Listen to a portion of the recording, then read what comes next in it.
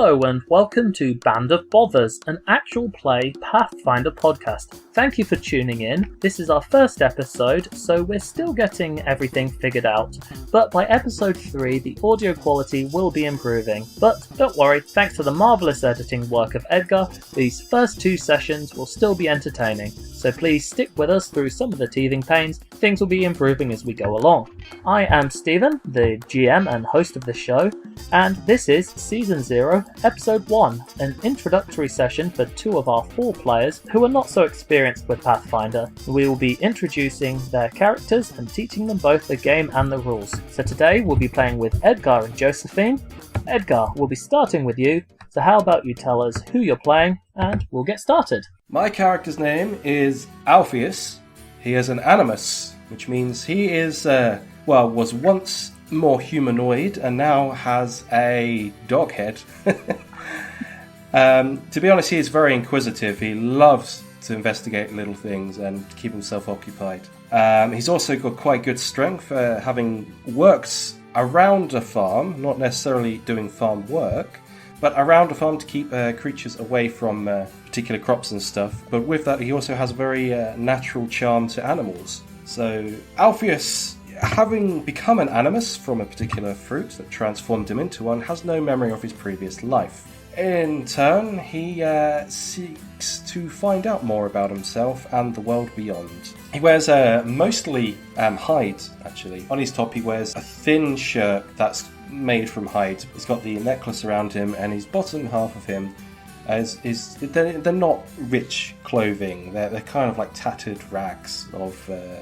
Wolf Hill isn't a wealthy area. Yeah, it's like tattered rags of trousers, really, with a rope belt. It's not a lot, and they're all earthen colours. So yeah, I would say he probably does have a collar, actually. But it's nothing special. It's just literally a band of material around his neck.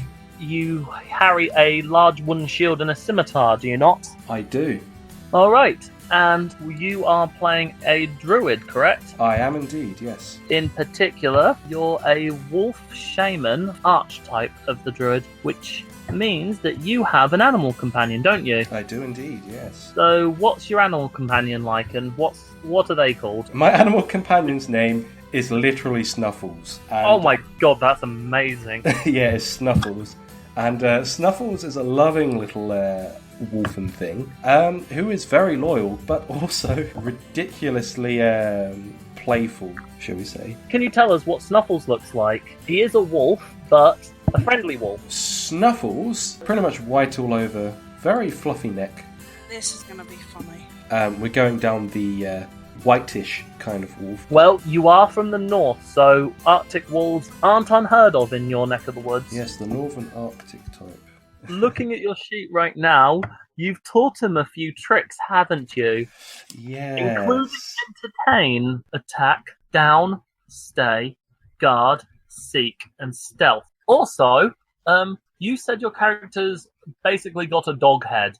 Yes. What breed of dog, if anything, does it resemble? Have you got a doge head? Yeah, Inushiba, yeah, why not? Oh, please don't. I'll never take your character seriously. Inushiba head. It has to be done. Such Alpheus. Much wow. Oh gosh, I'm not going to be able to keep a straight face. Okay, so we're starting off with Ed. We'll introduce your character when we meet her, Joe. Let us begin. Alpheus is on a quest to discover who he was in a past life. You've had memories, like little flashes, glimpses, visions, as it were, of a past life. Small things that don't make sense, but a recurring trend is what appears to be a young human woman. You don't know who she is or what her significance is, but the fact that she appears in your flashbacks so frequently indicates that she's someone important. Perhaps she is a lover, perhaps she could be a child of yours. You don't know.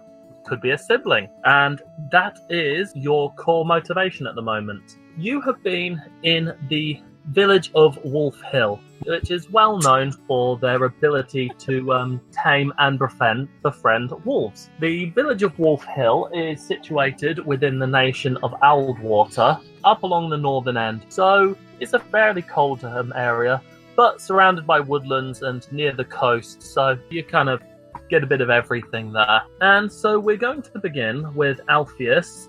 Very early on into your travels, after you left your home of Wolf Hill, the only leads you have, besides these faint memories, are a few small trinkets that you had on you when you first transformed. These are like actual material reminders you have of a past life, but none of them actually mean anything. But perhaps somewhere along the line you might find someone who it does mean something to. So, right now, you are on a journey to see if you can find anyone who recognizes any of these trinkets, and to see if you can find a lead. Some of these trinkets wrapped around myself in my neck in either necklace, some on my body, all kind of things. Yeah, it's kind of like almost like one of these little friendship bracelets that tween girls have with all sorts of little emblems on it, isn't it? I am Alpheus, the tween girl. Okay, well, that's an interesting mental image that's going to be hard to shake. Unfortunately, nobody in the Wolf Hill knows anything about any of the trinkets or where they're from, except for one. One day, a traveller passed through, and you met him in the local tavern and had a chat, and he recognised one of the trinkets. You have, either on your collar or your coat, this small badge that is a stylized symbol of an apple. Apparently, Delicious. it has something to do with halflings. The traveller has seen people in the halfling nation of Finnegund wearing that. So, with that as your first ever lead, it might be a good idea to travel to Finnegund. In that case, yes, most certainly.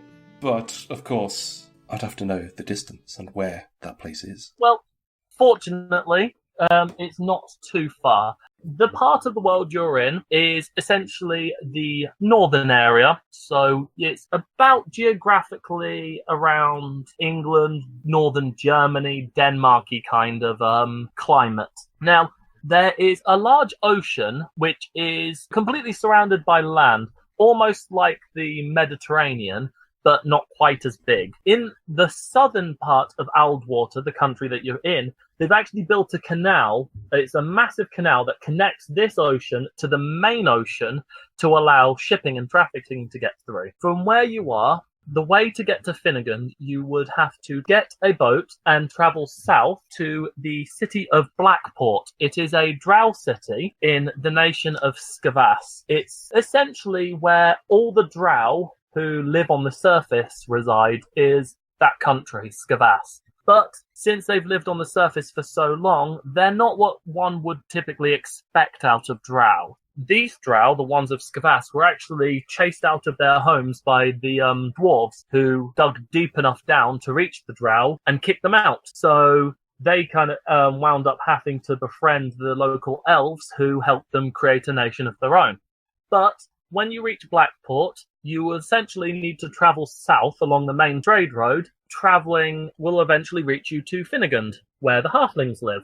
Interesting thing about the halflings is, despite being surrounded by quite militaristic neighbours, their country is actually extremely peaceful and has no standing army, because they are so harmless that no one sees a point in fighting with them. Plus, they make really good booze. Pretty much the best booze that you've ever tasted comes from Finnegund. So you're going to charter passage down to Blackport. The boat you managed to chart passage with isn't exactly a passenger ship, and they don't normally carry passengers. So you will be expected to do some work around the ship in order to not get in everyone's way and pay for your travels. All too happy but to. they're happy to have you on board. You seem like a strapping young doge. I would like you to roll a flat d20 for me to simulate your luck. Let us see how well your journey goes. Oh no. Okay. And you rolled a 4.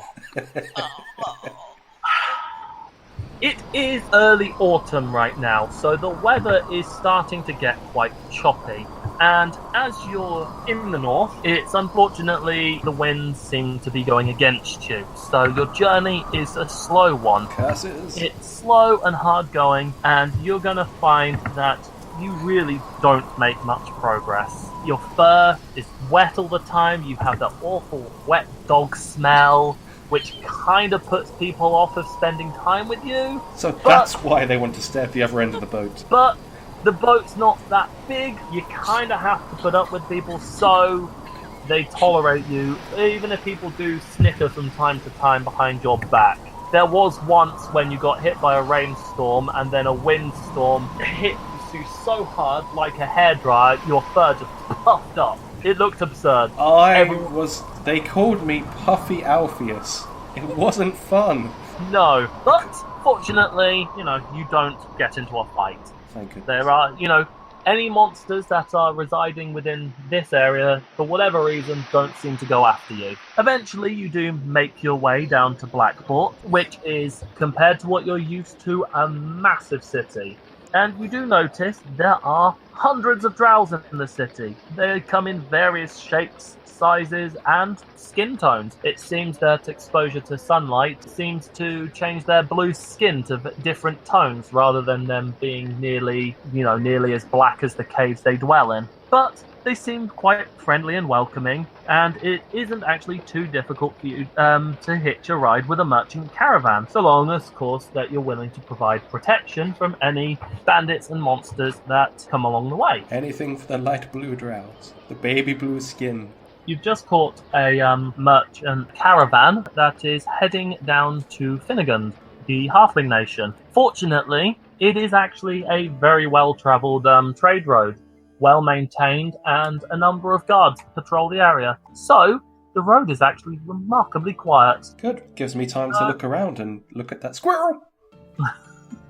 There are a few other guards in the caravan, and the merchant himself seems to in fact be some kind of rat person. He's quite short, only about 4.5 feet, but he is hunched over, and he's got a long rat tail and a rat face, but people seem to pay him no mind. It seems in these parts, at least, there must be a few rat folks living. As inquisitive as I am, I will certainly try to strike up some conversation with this rat person. How often do you come this way? Okay. Well, it's quite a long journey, so it takes about a good month or so to travel it, but I make this route a good few times a year. This time of year tends to be the best. We get to Finnegand on time, we should just reach their harvest. Oh, a harvest. Sounds mighty fascinating and delicious. Yeah. Well, all those apple orchards, you get their freshest ciders this time of year, and if we get there and they're just in time, we'll catch their harvest festival. You ever been to one of those halfling harvest festivals? No, this would be my first time, but I am super excited. You have no idea. Oh, yeah, they're wonderful. I try to make time to get there every year, because those halflings know how to throw a party. Oh. So I take it you've been to many of these? Oh, yes, every year if I can.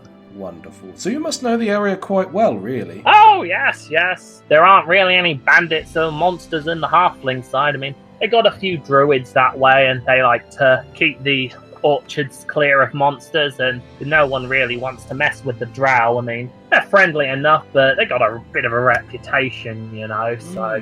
So out of interest, since you know these drow so well, is there anything you can tell me about, perhaps their habits? Is there anything I should perhaps know if I was to approach one? Well, it's actually quite interesting, as generally you can tell how long they've been on the surface by how pigmented their skin's gotten, Those that are like the really old-fashioned drow, they tend to keep themselves wrapped up. They don't like to be exposed to the sunlight. They want to keep that really dark, midnight blue kind of look. As they say, that's traditional. That's what a drow's meant to be. They're not really very friendly, those, but they're quite old now, so you don't really need to pay them much mind. All the youngsters, however, most of them tend to worship Saint Shala. She's the most famous drow around. You probably heard of her. She's quite known for being a very, very popular bard, travelled the world, and all the youngsters in these parts utterly adore her. In fact, I think a bit of halfling influence has got into him. Kind of like to party now and then, you know what I mean? Oh, well, yes, I do. I love a good party. But, of course, so if I was to perhaps approach one of these younger ones, I would be able to be on the course of where I need to go next. Thank you. You've been invaluable. Yeah, no problem. Just make sure you keep the caravan safe. It's not a problem. It's not a squirrel! Ah! Never mind. Let's carry on. So yes, you continue to travel south as you go past miles and miles of farmland. You see, the fields are very busy, as indeed it is harvest season. Even though there are no indicators where the two nations meet, it tends to be quite easy to tell when you're within the Finnegund territories, because the number of halflings you see actually working the fields starts to increase, well, 100-fold. Despite the hard work of the harvest, everyone you pass is in high spirits. There are many fields. They're just full of vigor, singing their merry little songs as you pass on by. People wave by. Children run alongside your caravan, particularly when they see your wolf following you. Snuffles likes kids, but don't pet him too hard. The convoy keeps going, and the others are now talking about cider and apple pie. Apparently they do a lot of pumpkins in this area as well, so they do some very good pumpkin pie. So the caravan finally stops at the small city called Proudmead. From what you've heard, it's the capital city of Finnegund, but the halflings don't really seem to care much about status or showing off like a lot of other countries do. So when you arrive, you're quite pleasantly surprised to find that Proudmead, despite being the largest city in Finnegund, really still resembles a humble rural village. Because of their attempt to keep all their houses like traditional halfling cottages and wide open streets, it means that the city spans on for miles. They want to keep their rustic style, yet house thousands of people. It's a very wide city. You do see signs of the festival, and so the locals are currently decorating the street. They've got bright, cheerful colours and flowers, banners and streamers. People are setting up like stalls on the side of the street. As the convoy gets closer to the city centre, you see more stalls and more things getting set up. It seems that the city centre, that's the place to be for the festival. Can I check one of the stalls? Certainly. Yeah. So you walk up to one of the stalls. It's not currently fully ready yet. They're still setting up. They seem to have a lot of homemade crockery on sale. Things that have been handmade, hand-painted. Some that are really nice coloured. Some that are quite cheeky and risque. They have a sense of humour, and if you want a mug that's shaped like a boob, you can probably find it here. Well, it would be great to fondle that, but perhaps it's a bit too hard for me. I'll look at the crockery some more. It seems fun enough. You do know? All right. Okay, roll me another d20, please. You do see they actually have a few things where, like plates and cups and stuff, that have been either shaped to look like or have been painted with wolf imagery. There's even a cup that's shaped so it's got the long wolf snout and little wolf ears. It's ceramic, so it probably will be quite fragile if you're going to have a long journey, but it is very cute. Dare I engage with the No, I don't think I will. Oh, screw it, of course I will. Hey, you salesperson. You alright, mate? I am plenty fine, thank you. What a lovely assortment of crockery you have. I particularly like that wolf-headed one there. Did you base your design on anything that you'd seen before? The halfling who's currently setting it up is a somewhat elderly halfling, quite portly, wearing similar clothes to what a lot of the farmers you've seen wearing. Got himself a nice little flat cap on, but looks like he might be a bit old to be working the fields these days. When he notices that you have a dog head, he's kind of staring at it a bit. But since one is supposed to look in another person's eyes when they speak, you can't tell whether he's gawking at your dog head or whether he's just being attentive. Oh, well, you see, it's my wife who makes most of these. We used to have a few wolfhounds back in the day, so she kind of tried to make them look like that. Told her she made it look a bit too wild, but I'm glad you like them. It looks quite like your little doggy down there, doesn't it? Yes. I guess in some ways it does. You do notice that he is standing on a crate in order to appear a bit taller over the market stall. So he is looking down at your wolf, but he is only because he's standing on a crate. Well, we shouldn't really be selling these right now because the festival's not started yet. But well, perhaps they'll come back later. Would you be interested in it, mate? Say, how much would you sell this for? Well, how about 3 copper? How's that sound? Sounds absolutely marvellous. I will be happy to part with 3 copper for that wonderful wolf head. You hand the halfling a gold coin, and he'll hand you 9 silver and 7 copper coins back. Whilst you are talking to the halfling and buying this little wolfie mug, could you please make a perception check for me? Ooh, nice.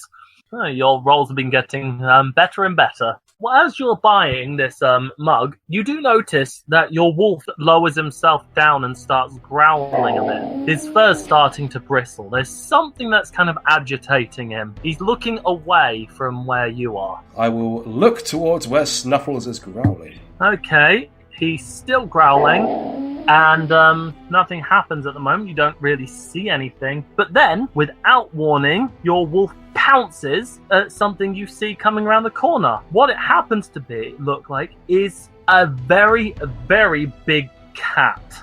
Like, massive. And your Snuffles is chasing it, barking and gnashing. So, Joe, you happen to just be walking around a corner as suddenly this white wolf comes rushing at your animal companion. Oh, pants. So, why don't you tell us, first of all, what you and your animal companion look like? I'm a young woman, brown hair, brown eyes, wearing a black dress, black stockings, and black walking boots, and I've got hide armour underneath my black cloak. You also have a short bow and quarterstaff on your back, or are they not with you right now? My bow would be on my back, but the rest of my kit would be at home. I have a white lioness. White? Yes, a white lioness. This is why this is so funny. A white wolf and a white dog and a white cat. Oh, what fun times we are going to have together, children. Yes. It's really funny because I'm pretty much all in black and the cat is completely white. I'd be calling Teapot over to my side, quit freaking out, standing my ground, and basically using my handle animal skill and basically standing in front of the wolf. Okay. And getting out a bag of treats that are in my pocket and say, "Hello, doggy." Okay. Are you wearing any headgear? No, my hood's down. Okay, so as you see this random woman standing in front of your wolf, you do notice that her ears are a bit pointed. She is probably a half-elf. But I would basically be, if I had a wolf running up to my lioness, I'd be stepping in front of it and talking to it, basically trying to calm it down. You said you were going to make a handle animal check. Try and get it to stop it basically running up to me like an excited puppy. Yes, please roll a d20 plus 5, because if I'm not mistaken, that's your handle animal skill. So that's 7. Unfortunately, it seems like Snuffles isn't interested in cat treats. So he's going to I'm not offering cat treats. I'm actually offering fried jerky bacon. He's still not interested. He's much more excited with chasing this big cat. Well, she's standing her ground now because I've just ordered her to do so. This big cat looks like it's going to fight if Snuffles doesn't stop. I guess handle animal as well? Yeah, I'm going to have to, handle animal. Snuffles down! Alright, Snuffles does back down and he whimpers a little because he looks a bit upset. This cat did start to run until this sudden half-elf told it not to stop, and then suddenly he got told off for this. So Snuffles isn't happy. I'm going to run to poor little Snuffles because I see he's upset. And And I do fuss him for a bit and go, you know better not to run off like that, and especially after stray lions, big cats. Now that you're up close, Ed, you do recognise that it is in fact a lioness. Yeah. This is my lioness, Teapot. It's funny that as soon as Dog sees a cat, it's going to go well. Very nice to meet you. Oh, well, My name is Frieda. Frieda. Well, nice to meet you too. My name is Alpheus. I am not from these parts. I am from around more northern territories, but I am down here visiting. Oh, you came at a good time. This is a fun time of year. Yes, I bet so. I take it you know these parts then. Oh, I grew up here. Well, this is my hometown, so I'm just kind of like strolling down the street and I bumped into you. Yes, I do apologise about that, but water under the bridge, eh? Dogs will be dogs. They see a cat, they're gonna run. Yes. It's what they do. Yes. Well, I see you can handle your animal rather well, though. Your teapot. Oh, she's a lovely, sweet thing. Yeah, she got a bit freaked out when she saw a big wolf coming out of nowhere. She's not really familiar with wolves. I haven't taken her out of this area very much, so... Admittedly, I haven't taken Snuffles to these areas before either, so it's new ground for us both. I give Teapot a scratch behind the ears and... She starts purring quite loudly. Like the purr you'd hear from a cat, only much deeper and much louder. I say, you shouldn't be afraid. This is just someone's doggy. Well, it's okay. Let me make it up to you by, perhaps we can explore this time of greatness in this city. Oh, yeah, there's going to be, like, booze and partying all night. The halflings know how to party. Well, no worries. Maybe I can buy you a drink then. That sounds like fun. I'll probably just tell my family where I'm headed, and yeah, let's go hang out. No problem. Could you make a perception check for me, please? Oh, Okay, Joe, apart from the fact that you have never seen a human with a dog head before, which is quite interesting in itself, you do immediately notice he is wearing an apple badge that is extremely well known in this area because it is the symbol of someone who has won the annual Apple Cider Challenge. Oh, I just noticed something. That badge you're wearing, you say you're not from here? That's right, it's a trinket from a past time and a past life. I'm not quite sure where it's from, but I wear it nonetheless. Oh, that's funny. That trinket, yeah, I saw it last year. That's where that trinket's from. It's from a local drinking competition. It's a symbol of pride amongst halflings. Said the disembodied voice, yeah. Any halfling that would have one of those badges would be really, really proud about getting it. I got this from a drinking competition kind of thing. Wow, how interesting. I've never known where it's come from before. This is exciting to me. Let's go to the drinking competition, then you can see for yourself what goes on and where these badges are held out, and you can learn a bit about it. Sounds amazing, and maybe I can drink and win another. I don't know. Oh no, I don't think I want to get drunk. I'll probably get my master laughing his ass off at me. Oh, you have a master? Oh yeah, he's the druid in these parts. Oh. And he keeps an eye on the woodlands in this part and keeps people safe. It's interesting you should say that. I'm a wolf shaman myself. Has druidish background to it. Oh, I'm a training druid. As I said, he's my master. I've just been learning the ropes. He said that I should be able to leave home soon, so Wonderful. I'm only just starting out myself. So we would be returning to my house. I'll just be telling my family members that I'm just going out. The drinking contest won't start until this evening because this evening is the first day of the Harvest Festival. You will find the drinking contest will take place in the Central Park area.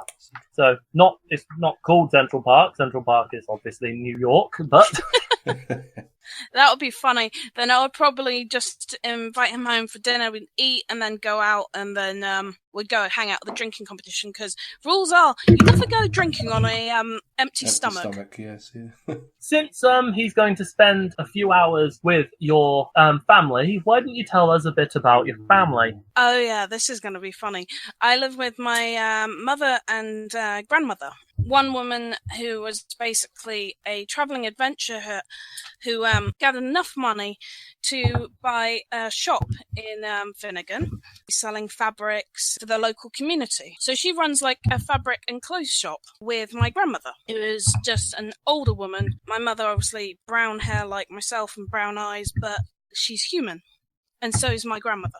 Wait, so they're human, not elf? Yeah. Yes. Okay. They're both very friendly and very welcoming into their home. The food is nice. It's actually a better selection than what you're used to up in the north. I mean, they seem to be able to grow more crops than just root vegetables in this kind of climate, so that's nice. Yeah, I do get my gran asking, why are you bringing strange gentlemen back to our home? I think she's probably going to, first of all, assume that you have done something with your weird druid magic and turned a dog into a man. But once you assure her that you found him like this and you have nothing to do with that, then she'll start making comments about you bringing strange men home in that embarrassing way that grandmothers do. That makes for a fun evening.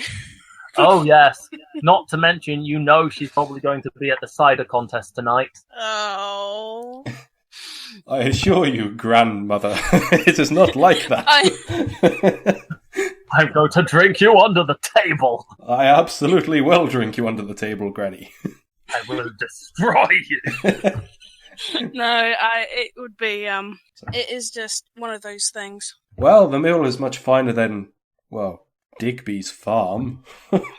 Not to mention, you probably spent the last month travelling either on a boat or in a wagon convoy, so yes, it's nice to get a proper home-cooked meal for a change. Really is, yeah. Yeah, my mother's cooking would be half decent compared to, like, travelling ration food. Gruel. Alright, so you do see as the night rolls on, all the lights and lanterns and candles and everything have been set on, as well as a lot of little various coloured magic lights that kind of pop on, dotted around.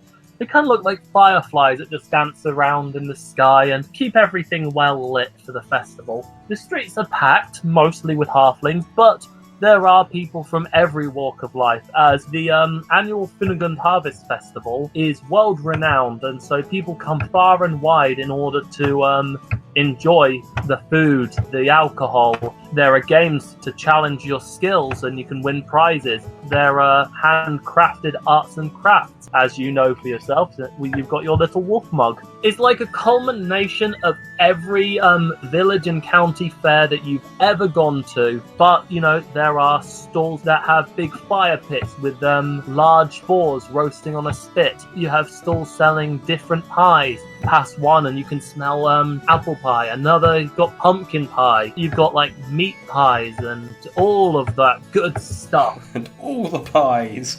Alpheus, I'd like to make a suggestion. Keep your wolf close. He'll go mad at the smell of food. Teapot goes batty. One year she almost ran into like a hog spit roast. I think he's already run off. Snuffles, back here. Yes, he's disappeared in the crowd. You're gonna have to try find him. Curses. I turned my head for literally 3 seconds and he runs off. And this looks like a good place for us to do something called a skill check challenge. Oh. Now, this is a mechanic that actually comes from Dungeons & Dragons 4th edition. It's a mechanic that I actually really like from it, so I'm using it here. Now, what we do, we're going to take turns continuing the story. Each of you will put forward the next scene in this story of how you're going to find this missing wolf before he gets up to no good. You will have to then roll a skill that is appropriate to what you're describing. So say you say, I'm going to go up onto the rooftops in order to get a better view from above. Then I would have you roll an acrobatic check. If you say, I'm going to try get some fresh meat out and start trying to call him over. That would be, say, a handle animal check. If you're going to just try and look for him through the crowds, perception check. You can't do the same skill twice in a row. So you can't do the same skill that you did last time, and if the other player has done the skill before you, then you can't do it. You can't use the same skill back to back. The player can't use the same skill twice in a row. So the way we determine who goes first is we actually roll initiative. So both of you roll a d20. Joe, you add 4. Ed, you add 1. Hands. Ed, you'll go first. Yeah. You need to get a certain number of successes before you do failures. If you reach the total of failures before you reach the total of successes, then you lose the challenge and generally something bad happens. You've noticed your wolf has gone missing in the crowd. He hasn't answered your call. What happens next? Well, the best thing to do is go after my wolf. Quite literally, pushing past people and at first running just forward until there's a little bit of a break in the crowd before doing perhaps a perception check, I think. So you're going to try and scan the crowds as you're passing through, trying to spot him, any sign of him? Yes. All right, roll me a perception check. There we go. Damn. Oh!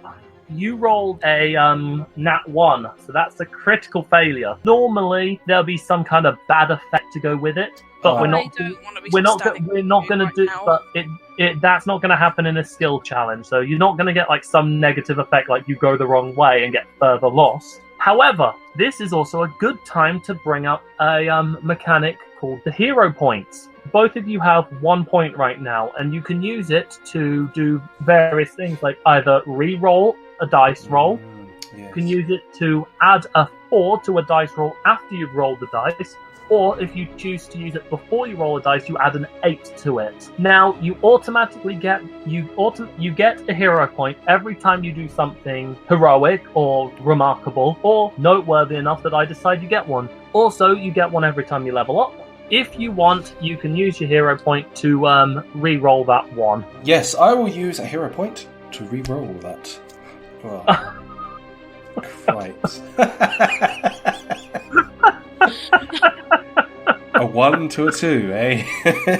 Even though it's no longer an actual failure, it is still a failure. So, you now have 1 failure.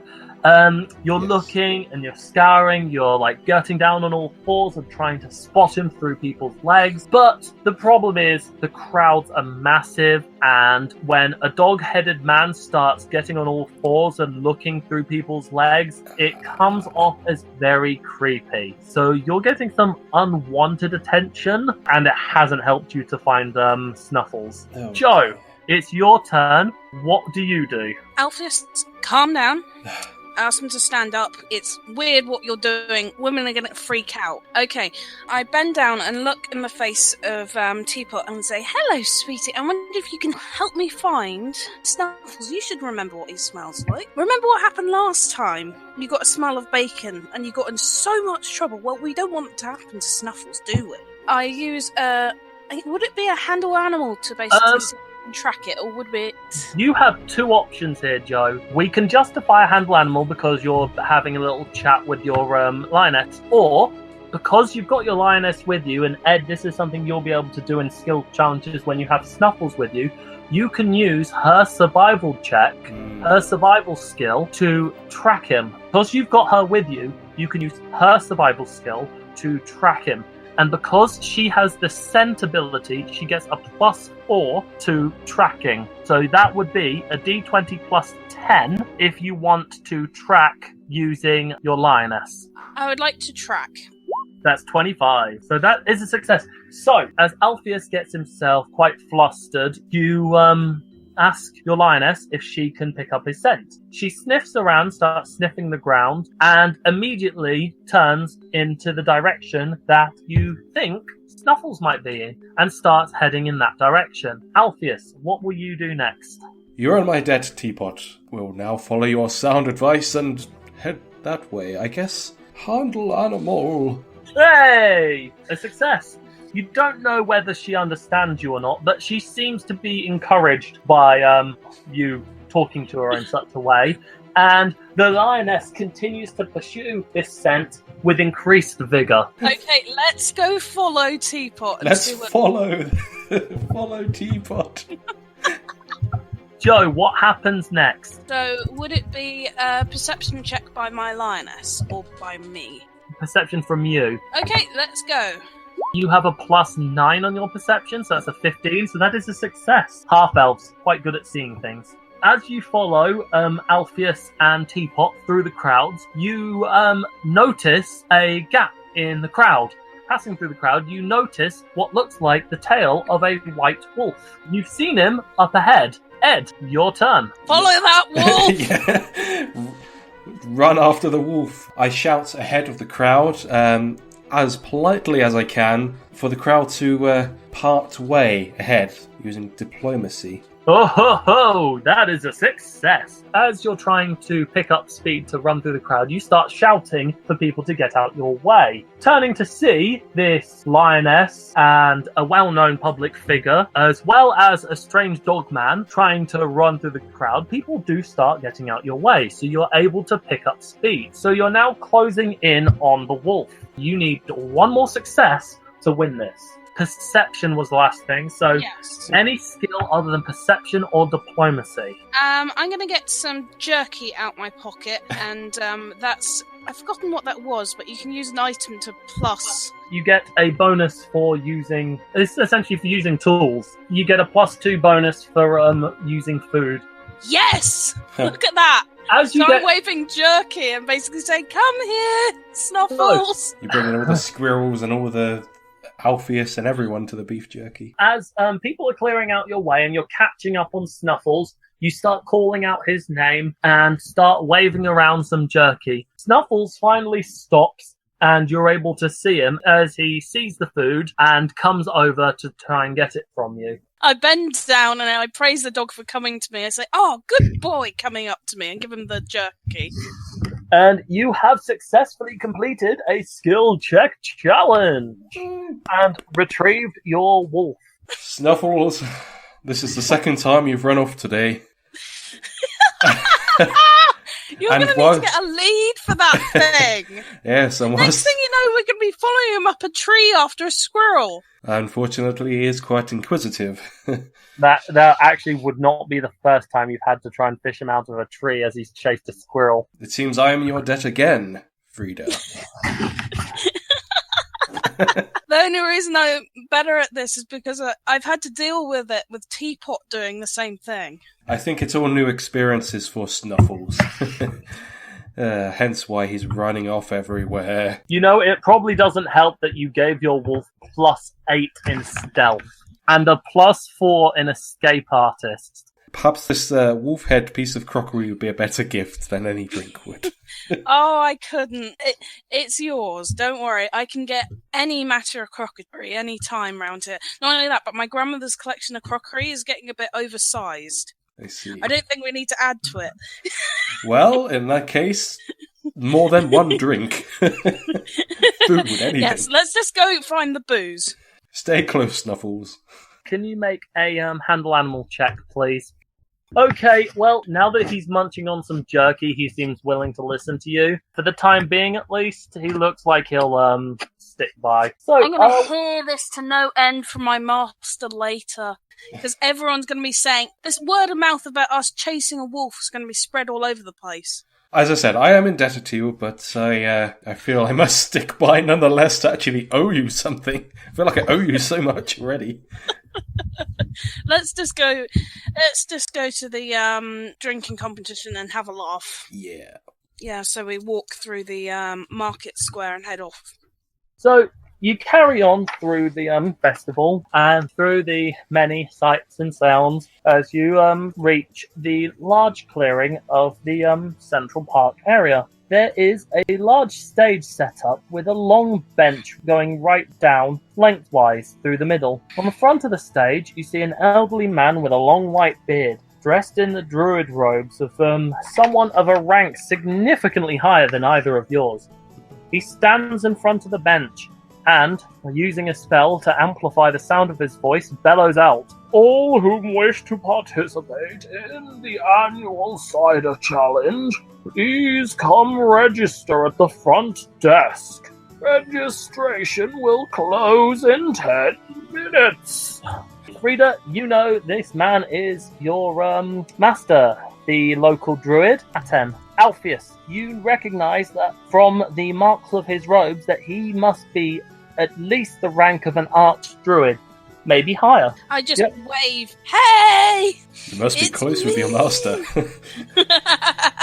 I annoy the hell out of him. He notices you, and though you don't hear him because he's turned the spell off, he looks like he sighs and shakes his head as you are waving your arms and screaming to get his attention, also drawing a lot of attention from everyone else. Any of you going to participate in the cider challenge? Absolutely. I'm going to watch, because this will be funny. I'm going to go find my relatives, sit with them and watch Alpheus get drunk. You head up to the front desk and sign up for the cider challenge. They notice your Apple badge, and though they don't recognize you, they seem pleased to have you. They comment that they expect you to do remarkably well, considering that you must have done so in the past. Eventually, as the admissions end, you are brought up on stage alongside many other people. You see there's quite a different mix of people. A few halflings, there's a giant dragonkin. A dragonkin is essentially like a lizard man. They can often breathe a elemental breath based on what kind of color scales they have. And they are very prideful and very strong, so he should be quite a good challenge. Interestingly, as well, you see a little old woman up on stage. You recognize her as being Frieda's grandmother, and she seems to... I'll just call her Maud. She seems to be talking smack to some of the other competitors right now. Typical Northern grandmother. About how she is going to put those young whippersnappers in their place. Well, we will certainly see about that, Granny Maud. After all, I bear the mark of a drinking king. When you say that, she takes out of her pocket 4 badges. It seems that living in the area, she participates in this every year. Much badges. Very cider. Wow. As the announcement is made and the cider challenge begins, you'll basically explain the rules. It is simply who can drink the most and last the longest. And the cider has been freshly made with the apples that they produced this year and is cream of the crop. I am just sitting next to my master and my mother near the front watching you. For each drink you have, we are going to roll a constitution check. That is a d20 plus 1 for you because of your constitution. You need to match a certain DC. If you go under it, you get more drunk. If you stay above it, you don't. You keep going. So, your first drink comes. Please roll me a d20 plus 1. Okay. Kanpai! Oh, Alpheus, you have not drunk in a while. So long, and thanks for all the fish. How long till it ends up unconscious? You drink your first drink, and you get that warm feeling that comes with having a good, strong drink. Feels so good. You feel happy. There's a lot of people drinking, a lot of people having a good time. This was the right choice. Wolf's been a bit of a pest today, but you know what? It's not a bad day. Roll again. It's still d20 plus 1. Skull! Oh, a crit! You managed to sober yourself up, and you're doing well. 2 drinks down. And roll me another one, please. Cheers! You're rolling quite well. Yes, you are going strong. You see other people are now getting at that kind of jovial, happy stage. They are starting to get a bit more drunk than you. So, carry on. Roll me another. I've got this in the bag. Oh, no! The 4th drink hits you hard. Most of the others have also, by 4 drinks in, has started to get a bit impaired by this. You're feeling very buzzed. When you talk, you're slurring a bit. Yeah. You're spilling a bit of your drink as well, but You're good. I could stop any time I like. Quit anytime I like, yeah. Some of the others aren't doing quite as well as you, but both the Dragonkin and the Grandma seem to be doing as well, if not better. So Granny seems to be able to hold her liquor. Go, Grandma! Now that you're at the kind of slowy stage, you're going to take a -1 to your constitution. So instead of rolling a d20 plus 1, you just roll a d20. Maud, can you stop? Just stop. There's bright lights, people are cheering, there's lots of noise, lots of drinks. Things are starting to come blurry now. You're kind of having a bit of a hard time. It's a good thing you're sitting down. It could be worse. 6 drinks within a short space of time. It's a good thing you had that food first. Now, roll me a d20 with a -1. Skull. Oh, nice. Yeah, your 7th drink, you slam that back. It has no effect on you. Granny and the Dragonborn, however, they've pretty much reached the same point as you are now. You know, in fact, Granny seems to be doing worse. She's swaying. Dragonkin, not so much. Keep going. You're still rolling into -1. Dragonkin, can you do this? Okay, after your 8th drink, you are swaying. You're needing to lean on the table to keep yourself up. Your balance is definitely affected. I mean, you probably don't want to stand up anytime soon, but the Dragonkin, he is in the same boat as you, and Grandma's worse. I mean, she's just fallen off her chair and is giggling like a maniac. She just thinks it's the funniest thing. She says she's probably broken her hip, and she finds it the funniest thing. But you're starting not to feel so good. Right now, it's between you and the Dragonkin. You're clearly in the lead. With the rest of them are out, it is just down to you two. Roll me a d20 with a -2. It's just you and me. My mother would be helping my grandmother take her home, and I'll just be saying, I'm going to stay here and see what's going to happen with Alpheus. You slam your 9th drink back like a rock. The Dragonkin hits his head against the table. He pulls himself back up and asks for another. He is really pushing it now. It's time for your 10th drink. Will you go for it? Absolutely. I could murder a kebab. And a kebab could probably murder you right now. You drink it, you see the Dragonkin slide and fall off his chair, passed out, and this is the funniest thing to you. You just burst out laughing. You slip, you fall, you can't stand up, you spilt cider all over yourself. You're probably going to be sick, but you're just giggling and laughing, and you are the only one who is conscious. You have survived your 10 drinks.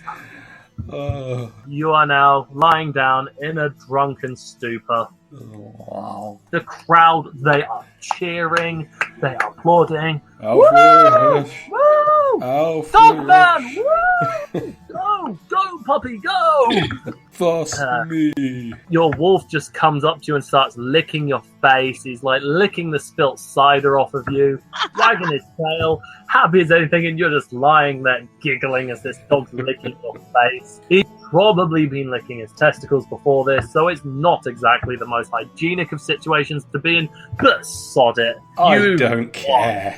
I won. Yeah. I guess this is a bad time for me to introduce my master to the druid, isn't it? The master is impressed. He slammed back 10 drinks and is still conscious. You are awarded another of those apple badges. And whilst the master druid seems to be saying something to you, you don't hear a word he says. He throws up a little and then falls asleep. And so ends your night, Alpheus. You've won. Frieda, he's going to get someone to help take him back to his place, because he imagined from hearing from you that he only just came up in town. This young druid probably doesn't have a place to stay for the night, so he tells you to help get him back to his house and put him in the spare room. You see a big brown bear come lumbering up onto the stage, and together you help get Alpheus up onto the back of this bear. You know the bear is one of your master's befriended animal companions, and sprawled out, slightly covered in vomit, on the back of this bear, you slowly take him back to your master's house. I'm going to have to clean that up. You're going to have to clean the bear. The vomit is going to mat his fur. I'll be helping Alpheus get to my master's house. You see Snuffles is trying to sniff the bear's butt, but the bear doesn't seem to want any of it.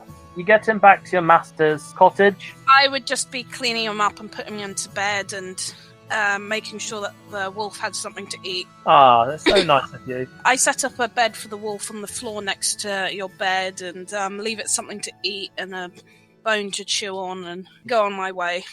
Little Snuffles as well fed. Let us skip to the following day, where Alpheus, you wake up with a splitting headache. You have no idea where you are. You appear to be in a small bedroom. It's wooden walls, wooden furniture. There's some flowers decorating the place, even a small bookshelf. It's a very quaint little place, but something smells a bit like cider and vomit. You have the worst hangover right now.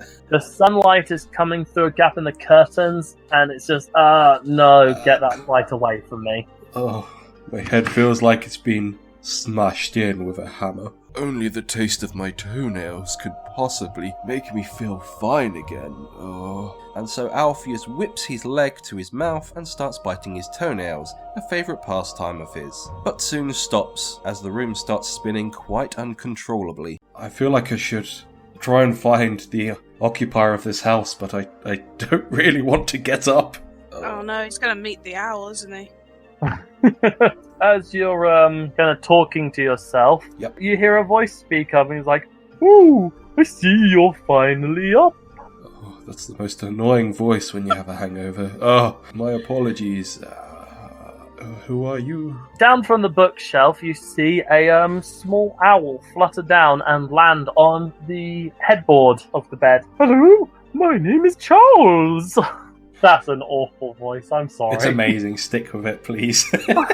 You've been introduced to an owl. This is an intriguing dream. No, it is no dream, my friend. You are, I'm afraid, quite awake. Oh, no. Well, Charles, my good owl. Why am I here? You're here because you passed out stone cold drunk and had nowhere else to go. Well, I've woken up in worse places in the past. Yes, you're in the abode of Master Aten, the archdruid of the area. I believe it was his apprentice, Miss Frieda, who helped get you here. It feels like the more time I spend with her, the more I owe her. Okay. I'm sure you'll find a way to make it up to her. Oh god, I hate this voice, but I'm stuck with it now. Perhaps it would be best I give my thanks to Aten first and foremost. Yes, well, he's probably out and about at this hour of day. I believe Frieda's around. I think she's making breakfast. Well, Smells like bacon, you know. delicious bacon. I could really go for some right now. Yes, where is Frieda? You gonna try and get up out of bed? Yes, absolutely. Okay, can you please make me a Constitution check with your +1 bonus? You're fighting a hangover. Yeah. You get up, your head is spinning. The light coming in is causing your head to throb.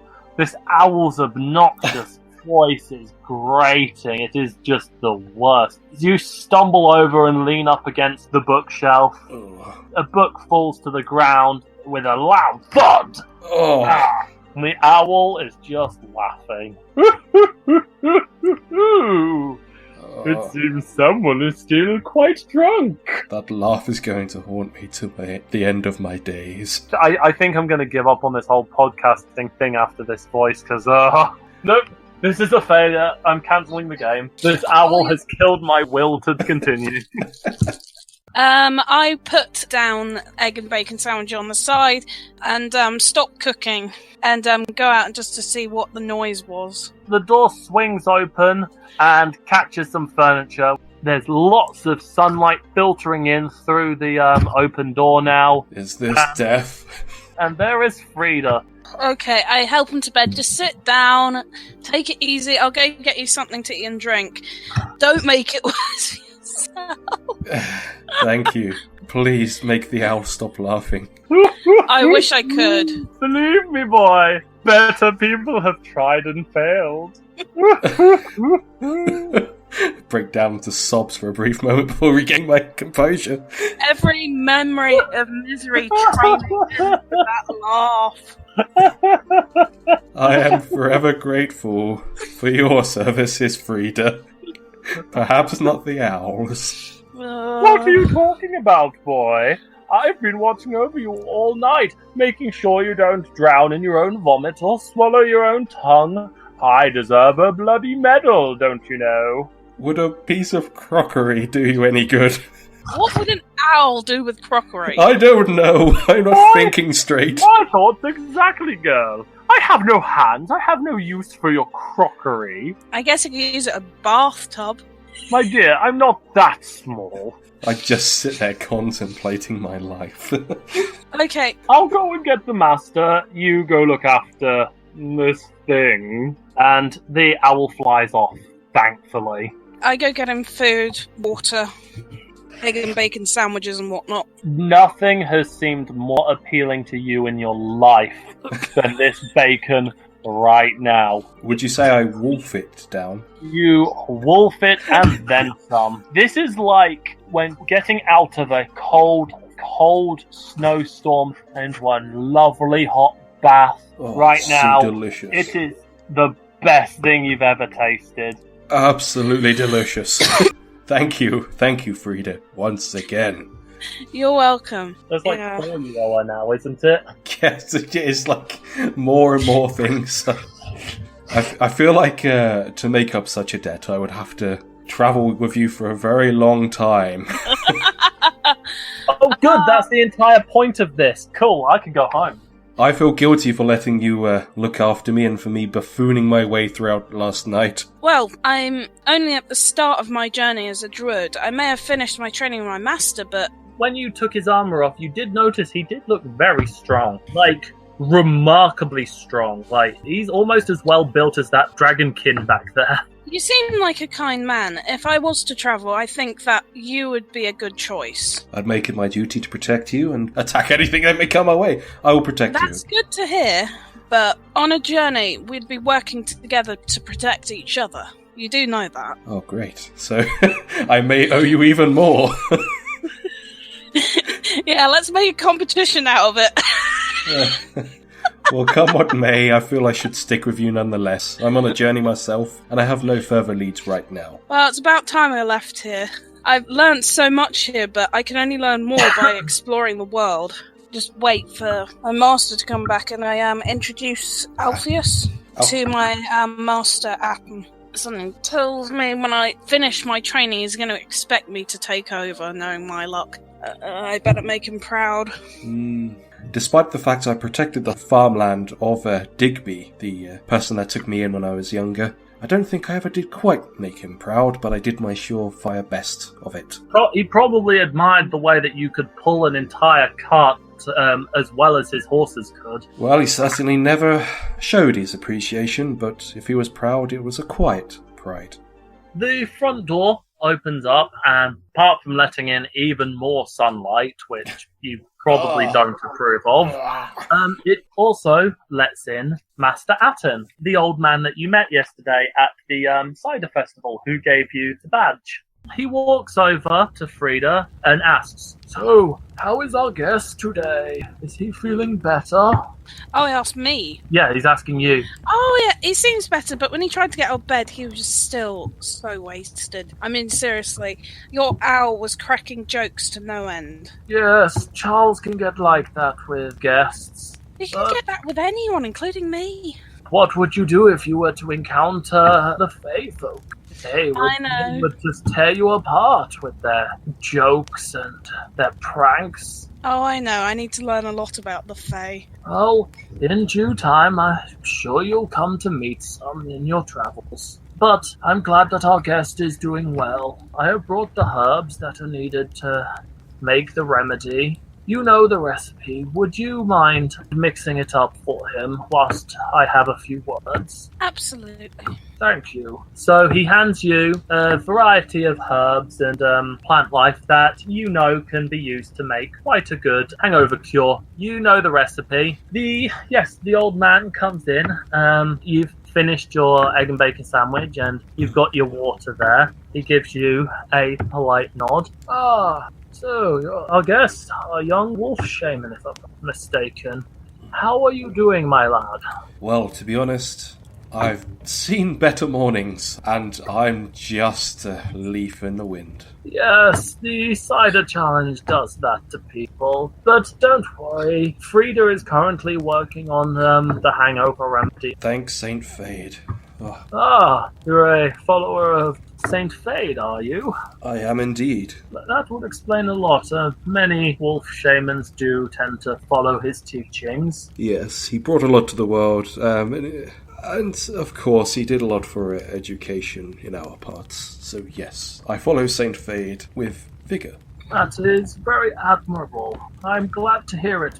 So, as I understand it, you are Frieda's druid mentor. That is correct. I've been living in these parts for many a year now, helping the locals make sure they have bountiful harvests, keeping the weather under control and any wildlife problems. These rural communities, they require a lot of help. There's always work for our kind to do. I can tell you're a good man. So, Frieda has she been under you for long? Oh, I've known her for many years now. She was always quite a rambunctious child, running off out of the city and into the forests and the orchards. She'd get herself hurt from time to time, and I wound up having to bring her home to her family. Yeah, I put forward that if she's going to spend so much time with nature and animals, perhaps she should be trained. At least then she would know what to do and how to handle things, and she took to it very well. Commendable. And I understand she wishes to go on a journey soon, and I wouldn't mind accompanying her. I take it this journey of hers, is this something she's setting out on her own, or is this something you've provided her? It is part of the druid training, my lad.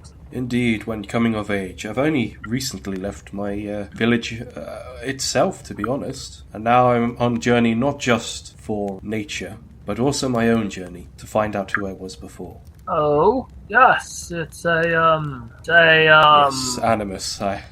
Animus, that's the one. Is that you ate the Animus fruit, did you not? And found myself with this rather misleading visage. It robbed me of my memories of who I was before. Unfortunately, I sometimes dream about a flash of something that was in my past life, and then it's gone like a wisp of smoke. I am sorry to hear that, Mike. It's okay, we can only learn by travelling. And of course accompanying me is Snuffles, my wolf.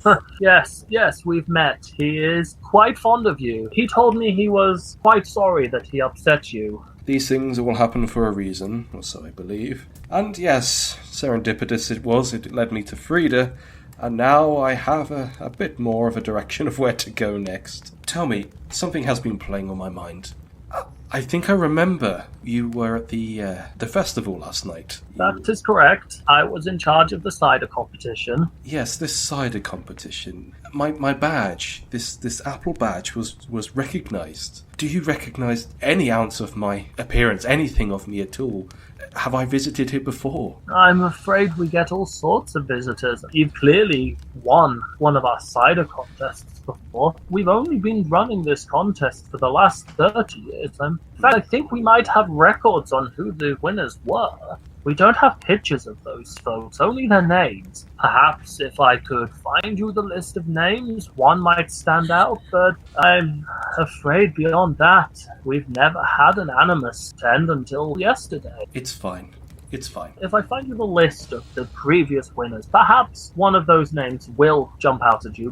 Perhaps it will mean something. It is certainly better than nothing. Absolutely. I will need to go into town. I do not keep the record myself. Thank you. It means a lot to me. You're welcome. And with that, Frieda will have finished the hangover cure, and you can come in and give it to him. Hello, I got something for you to make you feel a bit better. Frieda, you also notice that somewhere along the line, Snuffles has stolen some bacon. He's just currently munching on it. Where on earth did you get that from? Goodness knows, he seems to find his nose everywhere. So you drink the hangover cure, and it tastes vile. The pain starts to go away. The light doesn't seem quite so bright. The noises aren't quite so loud. The world seems a bit more tolerable now. I feel much better already. Even standing, I can actually stand again. Booze does that to you. Oh yeah, I should probably just get started on chores this morning, washing that bear. Last night, you made that bear quite filthy. Oh no, I didn't, did I? Matted fur is the worst to get vomit out of. That's why I brush my lioness's fur every day, otherwise it would just end up the worst. Yeah, let's just go wash probably a very irritable bear that's probably not very pleased with us. And possibly not pleased with you. Well, it may be best if I first at least retrieve my armour, because I know that's been taken off. And perhaps I can clean it a bit, if that's okay. You probably should have a wash. You smell just as bad as the bear. Yeah. I'll go wash the bear and come back to me when you're cleaned up. Okay. There are, of course, bathing facilities, and luckily there is a river nearby in which Joe can use to wash the grumpy bear. Fortunately, this bear is very well trained. He is Aten's current animal companion. As you're aware, he cast the awakening spell on the owl, which is why it can now talk and sass people. So the owl isn't so much as an animal companion as it is kind of a roommate. Alpheus heads to the bathing facilities to find a rudimentary shower. He grimaces at it. What have you gotten yourself into this time? Calm down, Alpheus. It's just water. It won't hurt you, Alpheus says to himself, aware that showers aren't exactly his favourite thing. He quickly scratches behind his ear, picks up a flea, eats it, and goes in. So cold. Much despair. Wow! After much complaint, Alpheus is finally clean, but clearly haunted from his shower experience. After all, he does quite like the taste of dirty toenails, his fleas, and of course, doesn't really shower very often in his day-to-day life. You both get yourselves cleaned up. Alpheus, you get your armour and clothes cleaned. Luckily, they provided you with some spares so that you have something to wear whilst it's drying. And eventually, Aten returns, though he doesn't have the papers with him yet. Frieda, you're currently down by the river, so it is only Alpheus who's here at the moment. Okay. Greetings, Aten. Did you have the list? Ah, Alpheus, good to see that you're getting yourself tidied up. I have spoken to Charles and he has agreed to go to City Hall and get the papers for us. Whilst we wait, please make yourself at home and do not hesitate to ask anything if you have any questions. That's excellent news. Well, I can see you're a druid master. I take it you've been training Frieda for quite a long time now. Yes, I've known her for many years. She used to live in the city, but as a little girl she kept sneaking out and getting into trouble. So I took it upon myself to keep an eye out for her, and eventually she wound up becoming my apprentice. I must confess, in my area of Wolf Hill, I was trained in specifically Wolf Shaman for a druidic background, and I must say, they are, if not some of my only real memories since becoming an animus, they are certainly the happiest ones I've had. Yes. Wolf Hill. The shamans there are exceptionally skilled. That's why the village has its name, the way that they're able to tame and train the wolves. I'll be accompanying Frieda for a while. Is there anything, do you know, about the land nearby that's coming up that we should perhaps look out for? I mean, you must know the area well. Oh, I know the area very well, my child. It entirely depends in which direction you wish to go. Give me a second, I'm unfolding the map. It's like the equivalent of bloody 12 sheets of A4 stuck together. Finnegan, there you are. Actually, that's the point. Is the cottage actually in Proudmead, or is it nearby? The cottage isn't in Proudmead proper, it's on the outskirts. Okay, here we are, Finnegan. Okay, so, Finnegan is in quite a centralised location. We got quite a few neighbours. To the north is Skavas, which is the home of the drow, and has a fair few woodlands, but also fields. To the west is Suramista, which is the home of the elves. It's a giant forest, one of the biggest forests in the world. And all sorts of elves live there. You've got your wood elves, your high elves, all that sort of thing. To the south is Kafla. Kafla is mostly identified by its large roaring plains and the great lake that sits half in Kafla and half in Ucha. The people there are fairly tribal, but there are a few large cities. It's mostly plains, and that's where some of your larger, more dangerous animals come from. Frieda's lioness, she comes from that part of the world, in fact. How very interesting. Then, probably not something you'd need to really worry yourself with, but a bit more to the southeast is Mahrib. There's a large mountain range between us, so it's not really an area that you can reach from Finnegand. But if you do decide to head in that direction, it's a very, very large desert. Finally, there's El Pais. El Pais sits to the east of us. It's a lot like Finnegand in its climate. The people there are fairly friendly, a few woodlands, and not much more to say on it than that. Thank you. That's, it's certainly a lot more information than I had before. I wasn't expecting to be asked a geography question. Good luck remembering all those names. So, the two of you will continue to chat for a while, as eventually you hear tapping at the window. You look around and you see Charles the Owl outside of it. A 10 lets him in and the owl flutters down onto the table. So, my friend, did you find the names? Oh, I'm afraid not. Apparently, Master Kyrad still has them. You suddenly see a 10 slump a little. It's like, oh my goodness, I completely forgot all about that. Well, thank you so much for the trouble, and if you could go find Frieda for us, I think we'll need her here. Oh, not a problem, sir. And the owl flutters away, thankfully, so that I don't have to do that voice anymore. A 10 looks to you and, somewhat droopily, says, I'm sorry, young Alpheus, but the papers are currently on loan to another druid. If you wish to get them, you'll have to go and visit him.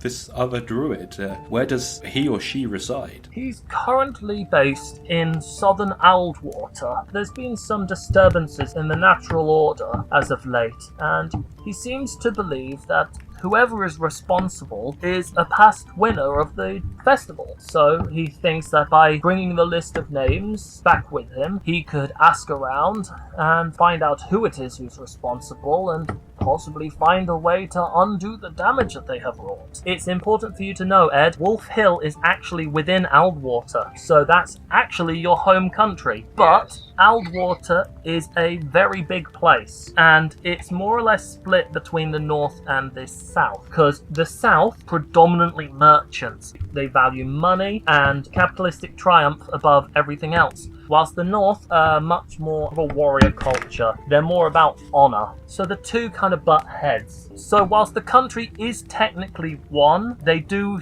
have two separate governments that govern the north and south independently and only meet once a month in order to govern national affairs, because relationships are that strained. They have had civil war numerous times, and Wolf Hill is actually based very close to the southern border, so your character will probably be all too aware of this. Let's see what your character knows about any potential nature problems in the south. So we will just roll a flat d20. Okay. Ooh, nice. So you've actually heard quite a bit. Down in southern Aldwater, there is a lake that used to be known as Mutton Lake. It tends to be where they farm a lot of sheep. But something's happened as of late, and a lot of people have started calling it the Eldritch Lake. Generally, people try to avoid it. There's only really rumours as to what's going on, but the general consensus is avoid that area. Well, that's a most intriguing turn of events. Perhaps it's not wise I seek out this druid so soon. At this point, Joe, you can come back in now. You've had a very annoying owl come and bother you. Hello, you all got calling for me? Ah, yes, Frieda, come right on in. We're just talking to young Alpheus here about what happened to the paperwork. Ah, The papers that we were looking for, the one with the list of names of previous winners, is currently in the possession of young Master Kyrad. You remember him, he visited us a while back. okay. So, Joe, you do in fact remember a druid visiting you by that name. He's a young half-elf. He's certainly higher ranked than you and Alpheus are, but he is by no means an arch-druid. He's still technically on his journey, but he discovered a problem over in Aldwater, and after investigating, he came by Finnegand in order to try and uncover some information. He stayed with Aten for a while, whilst he looked for that information and got some advice before heading back off to continue his work. You haven't heard or seen anything from him since. He came here because he was looking into something, wasn't he? That's correct. The disturbances in southern Aldwater. We've been quite concerned about that for a while, and from what clues he found, he thinks that a wizard was involved, one who, he believes, won the contest at one point. So, Ah, in order to find out more about this wizard, he needed a name, so he took the list with him. He still has the list, I'm afraid. Young Alpheus here would have to head there if he wishes to try and find what might well be his name. so what kind of troubles in that neck of the woods then? I'm not entirely sure, I'm afraid. I felt the troubles there growing over the last few years. At first it wasn't really anything to worry about.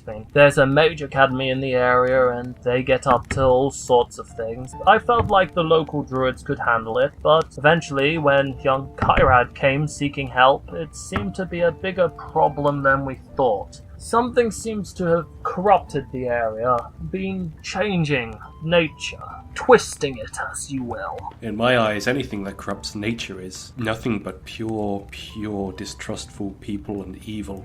Whilst I agree, you do have to sometimes, particularly with wizards, cut them a bit of slack. They do things that we don't always understand, and with the academy nearby, there's usually some disturbance, but it's very minor.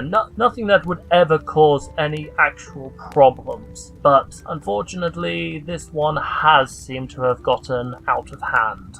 I know you said that you should probably avoid the area, young Alpheus, but I think this might be quite an opportunity for you both. Frieda, you're looking to begin your journey and work to maintain the balance of nature and protect areas, and it seems like your services could definitely be used over in Aldwater. Now, I don't want you to put yourself in harm's way. If it is becoming a significant problem, do not risk your life. But Kyrad's been working alone on this. It could be that just having a few extra hands around can make all the difference. Maybe you'll be able to learn something, gain some knowledge from him, and gain experience from this whole thing. And of course, you'll be able to retrieve the list, go and visit Kyrad. Make sure he's alright. We should do some research and look into this first carefully. I agree. Caution is of the utmost importance. Then your best bet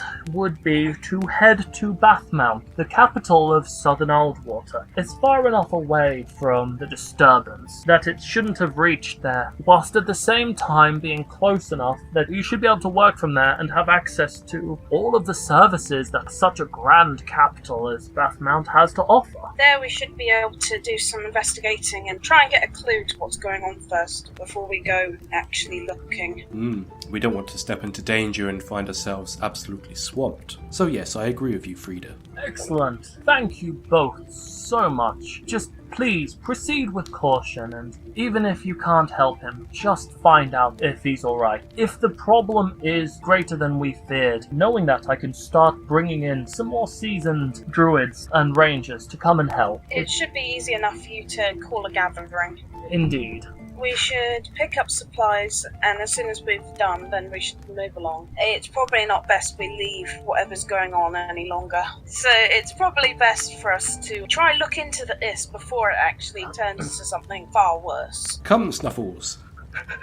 Snuffles runs up to me and licks my face. Aten, thank you for all my teaching. I'll be preparing to go then. Yes, it is best you tend to your preparations. You've been ready for some time, and I thank you for staying as long as you have to help with this year's harvest. It is time for you to spread your proverbial wings and begin the next step of your training. I wish you the best of luck, and if you ever need any assistance, do not hesitate to ask. Absolutely. I will always be here to help whenever I can. Thank you.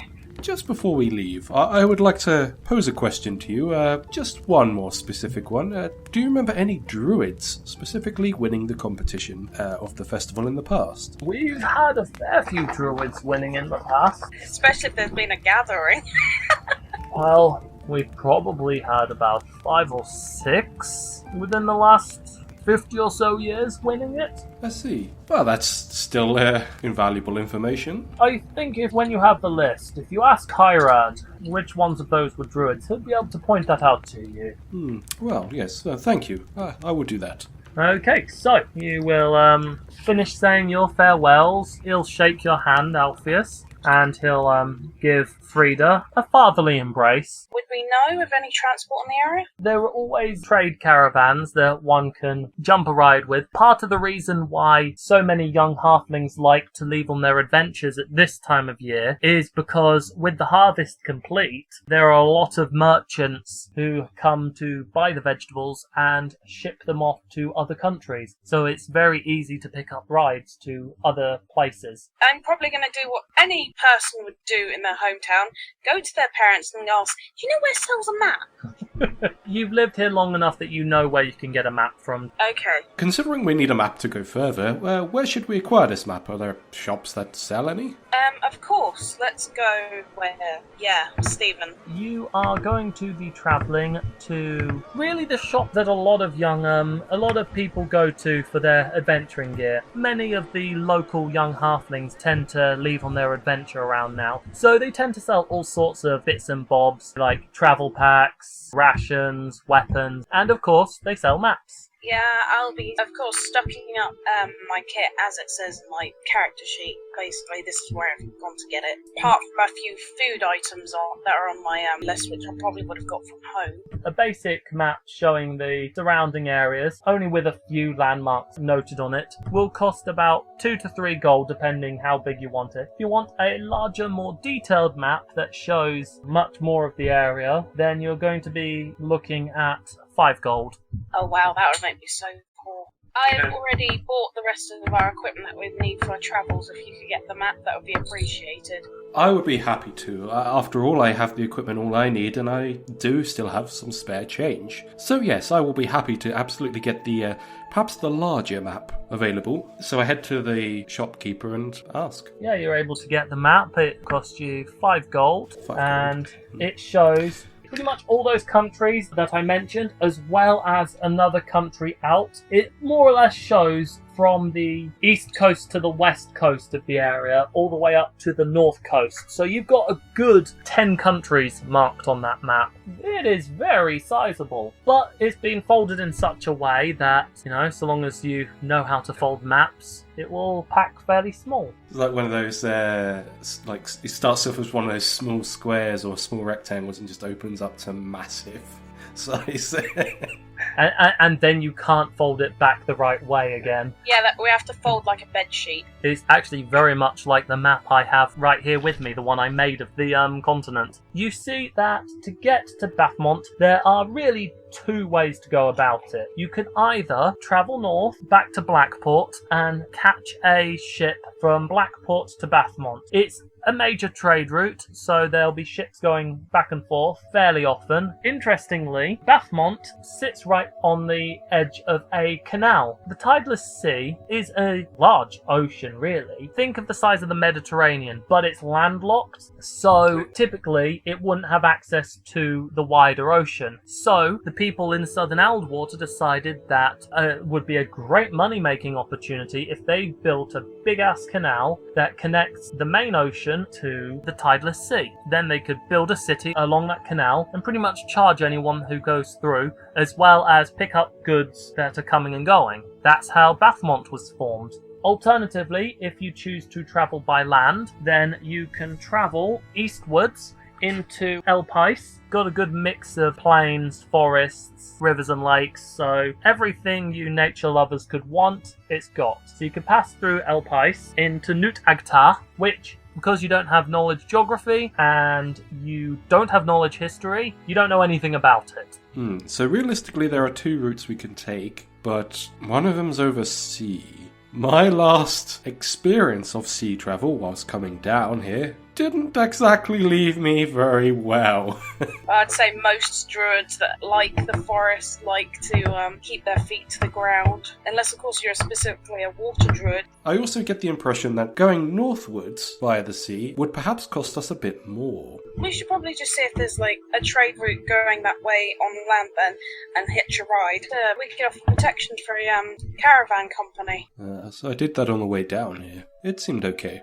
The two of us, it should be fine. And we've got two animal companions. They're fairly strong. They'll give us a hand. Then it is decided. We will go back up north then. Alrighty. You buy the rest of the gear that you needed, Joe, and then I'm assuming you're going to say farewell to your mother and grandmother. Yeah, I'd go home and say my goodbyes and wish them well. They knew this was coming, so this isn't a surprise to them. But, of course, they're always sad to see their child go. They've met Alpheus, and since he's had Master Aten's approval, they have faith that he'll help keep you safe. My mother's been on her own journey, so she understands. They do tear up and give you what last-minute advice they can. There's the usual, make sure you've packed plenty of clean underwear, and the usual embarrassing things from your mother and grandmother. Yeah, my grandmother gave me tins of cake and stuff. Absolutely. Is she okay now? Oh, she's fine. She's still a bit hungover, but she's clearly done this sort of thing every year. Okay, so she didn't break her hip in the end. She's much harder than she looks. She's a tough old biddy. And eventually that means the two of you are ready to depart. Off we go. Wonderful.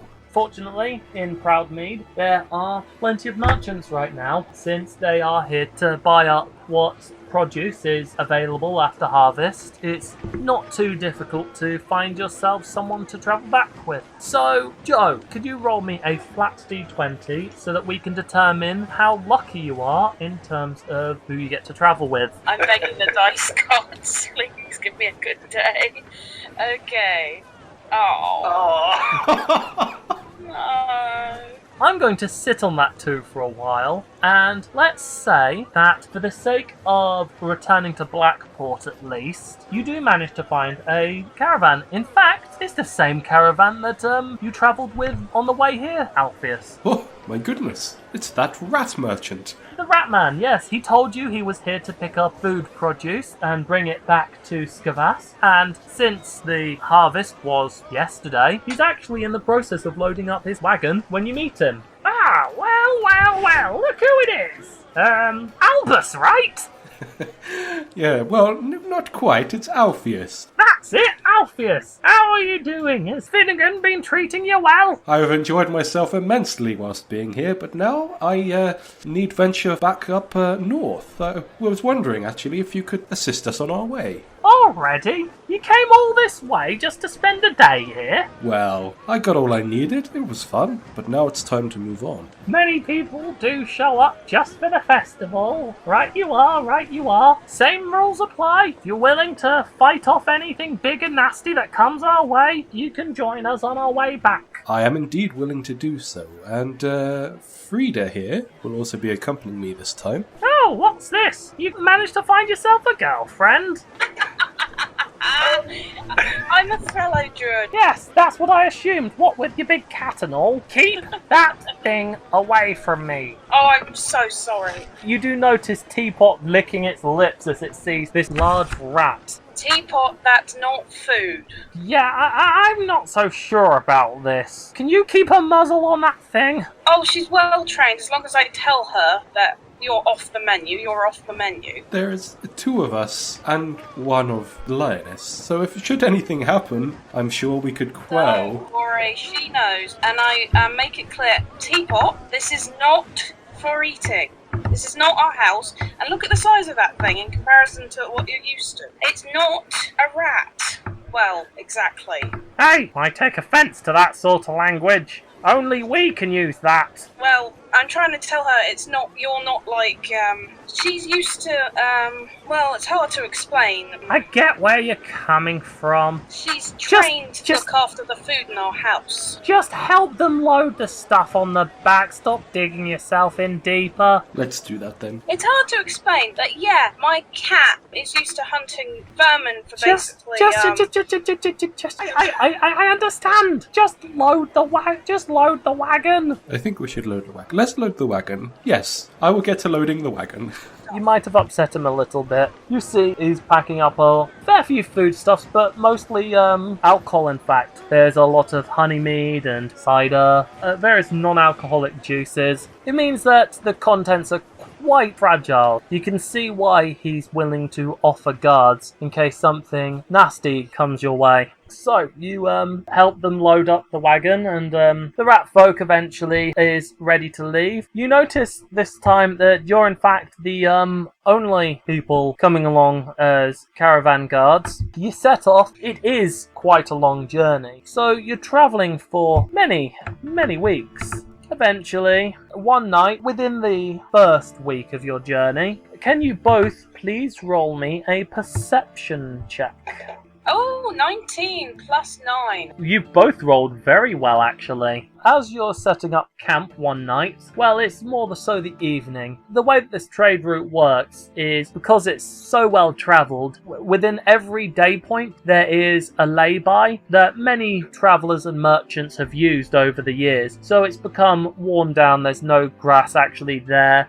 and there's a pre-existing fire pit that you can just top up with wood that you get from the area. Some nice fella put some big logs there around where the fire pit is, and you find these all along the way. But as you're setting up the campsite, the rat folk is taking care of the horses. Both of you notice, coming out of the nearby woodlands, a large ugly creature resembles a twisted shadow's puppet silhouette. It's a wild thing of flared black and brown fur whose pelts jut out from its body at freakish angles. The crouching shadow's ears are large and floppy, draping shoulder length, adding to the creature's unnatural shape. Its eyes are too big for its head. Tremendous milk-white ovals loom on either side of this thing's wheezy, pig-like nose. Its panting mouth is filled with bristly needle teeth, spider-webbed in disgusting strands of yellowish saliva, all vibrating to the tune of its wheezing breath. Teapot, come here. I need to work out what this thing is. Knowledge nature or knowledge local? Our knowledge nature is 7.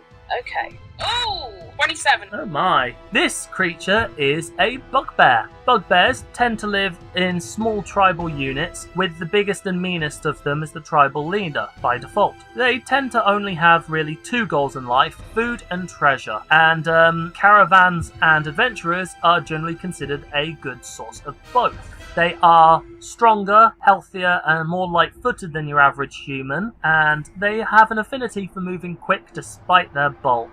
They can see perfectly in the darkness, hence why they like to come out at night, attacking from the shadows. Clearly, this one thought that as it is evening and basically middle of autumn now, that it is dark enough for him to attack. Oh yeah, I haven't prepared any spells, have I? No, we haven't actually given either of these spells yet. So I guess we're going to have to set these up now then. Yep. This is an intermission, in which the next 30 minutes have been condensed into a minute and a half. For your audio pleasures, here is that next minute and a half. Ed, you get 2 first level spells. Joe, you also have 2 first level spells and 3 level 0 spells. Level 0 spells are cantrips. You can basically cast them as much as you want whenever you want, whilst the first level spells, you cast them once and they're gone. Yeah, once a day, isn't it? Yeah, as you're both druids, you do get the option of switching any of your first level spells for Summon Nature's Ally of that level. So Cure Light Wounds and giving my animal more damage would probably be a good idea for today. Okay, so Acid More. Your level 0 spells you can spam cast. I would like Detect Magic, Flare, and would Guidance apply to my Lioness? Could I use that +1 on their attack rolls? I believe you can. Guidance. Ed, you're going for a more combat-y role, aren't you? I think Snowball for one of them. Which does 1d6 damage, and you may cause the foe to stagger. What do you want as your second spell, Ed? I'm thinking for now Ice Armour. Yeah, you create a suit of armour made of ice which offers the same protection as a breastplate, except it has hardness 0 and with 30 hit points. Rather than something curative, I'll go for something defensive for now. So that basically will give you 2 AC. It will increase your armor class up to 19, which is very good for a level 1, and it lasts 1 hour. What do you want for your cantrips? Your character doesn't have low light vision, so the light spell would be useful for you. Objects shine like a torch. Yeah, I agree actually. So light to create water and enhance diplomacy. End of intermission.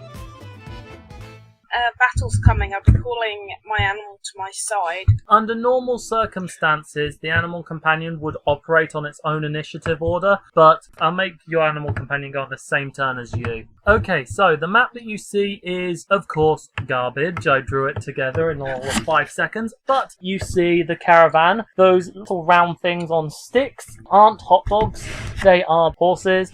There's the fire, that's that red thing, and that squiggly line where the bugbear is basically the forest. So Ed setting up the fire. Okay, so I'll be setting up tents, basically. That's a tent.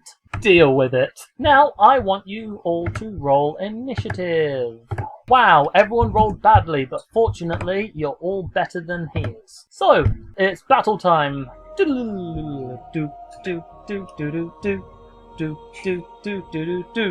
Frieda, what will you do? There are basically 3 different actions. Standard action, which things like, well, spells and attacks are basically standard actions.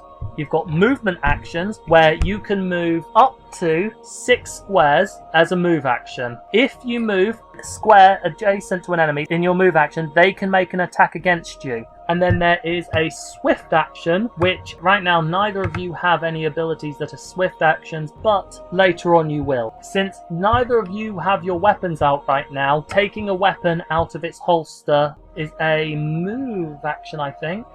Okay, Alpheus, come here. Teapot, to my side. That was Teapot's move action. What will you do? Talking to each other doesn't constitute as an action so long as you're not relaying huge amounts of information. I'm just going to ready my quarterstaff and use guidance on the lion and just stand ready as I'm calling over Alpheus. When Teapot makes an action, she will gain a +1 competent bonus. Alpheus, it is your turn. So, of course, hearing Frieda call, I will move. It's 6 squares, did you say? Yes. 5, yeah, I'll go 5. So that's my movement action. I've ran over to Frieda. If, say, you decide you want to move and draw your weapon, as I said, drawing your weapon's a movement action, but you can turn one of your actions into one of the actions of lesser value. So standard you can turn into a movement you can turn into a swift. Oh, good to know. And I will sacrifice a standard action to draw my sickle out as a movement action in that case. Are you drawing your shield as well? Yes. And what will Snuffles do? Snuffles is well aware of our technique, so Snuffles will be moving over towards the tent, keeping out of sight.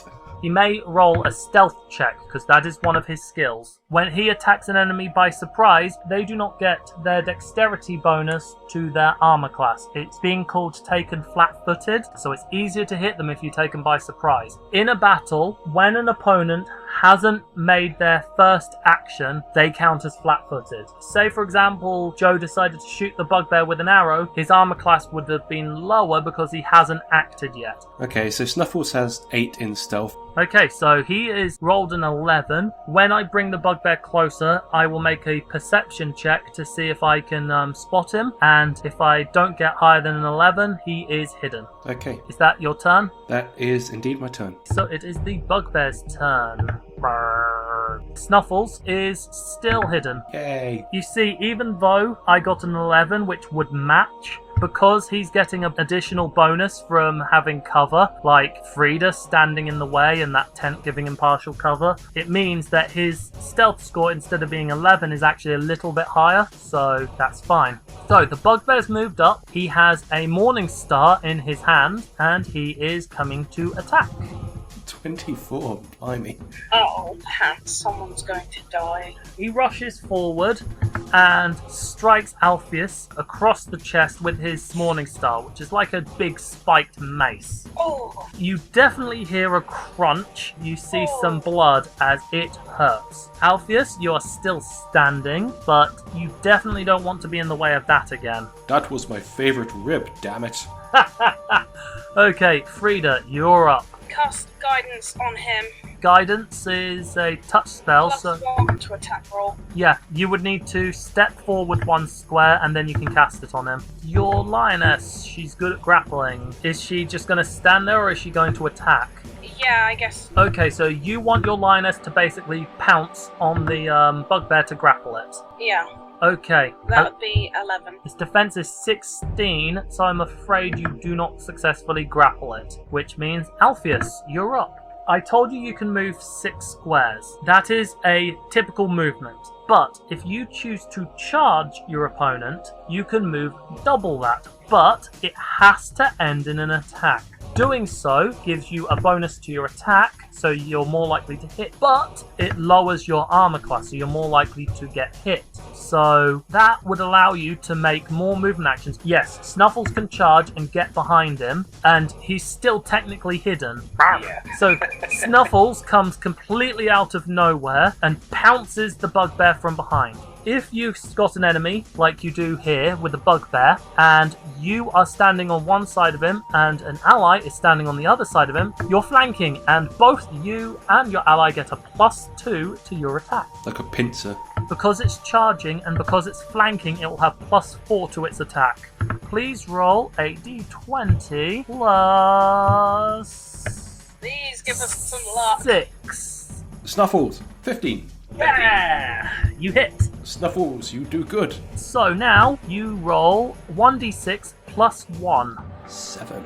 Ooh, max damage. Also, fun thing about wolves. Whenever a wolf attacks an enemy, it gets to make a free trip attack. Can you please roll a combat maneuver attack, which is d20 plus 1. But you're still flanking, so it's a d20 plus 3. So you rolled 16, which is a success. As Snuffles runs around behind the tent and pounces the bugbear from behind, he clamps his fangs deep into the bugbear's leg and starts yanking and thrashing, pulling the bugbear down onto his face.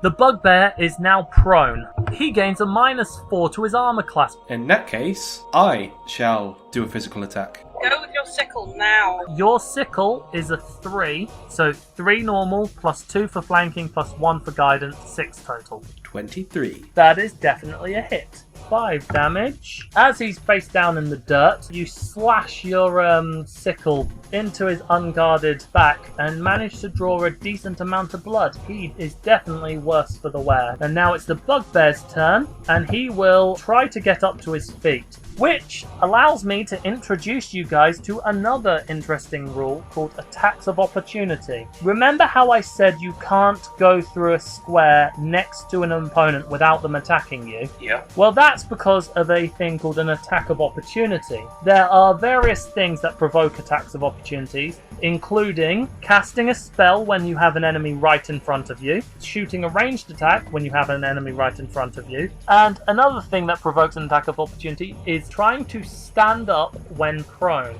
Now, because the bugbear is trying to get back onto its feet, everyone who's adjacent to him, so Snuffles, Teapot, and Alpheus, can now make an attack. Alpheus and Teapot no longer have guidance. It was a one-time thing. But Snuffles and Alpheus still get a +1 to their attack. You have a 1d20 +5. Snuffles gets a 1d20 +4. And Teapot gets a 1d20 +2. Okay, I'll roll that to attack, so that would be +2. So that's a hit. Ed, are you wanting to attack him whilst he's trying to get up? Absolutely. 15. That's a hit. Snuffles. Snuffles unfortunately isn't able to hit. That is a total of 6 damage, which means that as the bugbear is trying to get back onto his feet, a lioness pounces and sinks her fangs into him, whilst Alpheus just slashes him across the chest, both of which draw more blood from him, and he falls unconscious, and he starts bleeding to death in the dirt. And that's it. So you've won. The enemy is technically bleeding to death right now. He's not dead, but if you leave him alone, he's going to die. Or you could just finish him off here and now. I should have thrown something tougher against you guys. Hey, the bugbear did get a decent hit on Alpheus. Yeah, and now we're going to have to clean that up. Well, you're no longer in the combat order, so you can now do what you want. Let's just sort you out first and see whether this mess is and cure light wounds. Because, quite frankly, you're a mess. Okay, Joe, can you please roll a 1d8 +1? Ed, you are currently 3 hit points down from max, so you're in pain, but you're gonna survive. Her magic has managed to stop any bleeding and close the wounds, but you're probably going to have some pain around your chest for a while where your ribs got smashed. Ugh.